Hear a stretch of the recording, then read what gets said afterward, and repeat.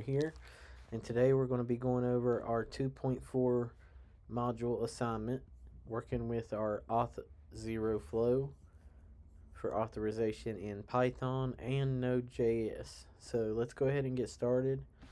We're going to look at our Python setup first. As you can see, we got our app.py and our templates. I put a .env in here to store our Google secret ID and client ID, as you can see there. Let's review the actual code itself.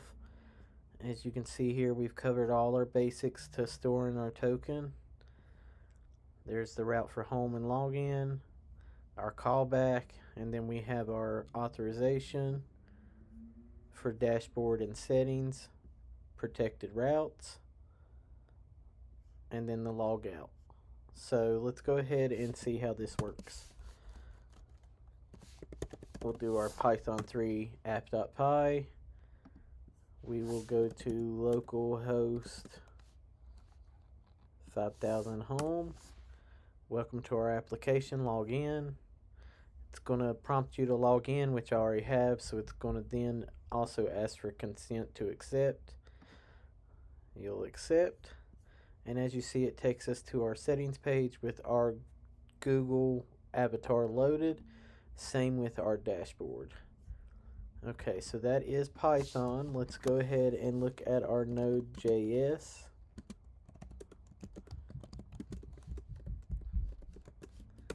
We'll go into the directory there. We'll do the same here. As you can see, I did the same with our .env. And on here, it's pretty much app.get for everything to get going. So let's run it. App.js. We'll go to localhost 3000 /login. And as you see, I was already logged in, but we can go further and clear our cookies. We'll do this again. Let's restart our server. Localhost 3000 login. And as you see, it prompts you to log in. We'll do continue with Google, and it's logged in successfully. And that is our video for today. Thanks.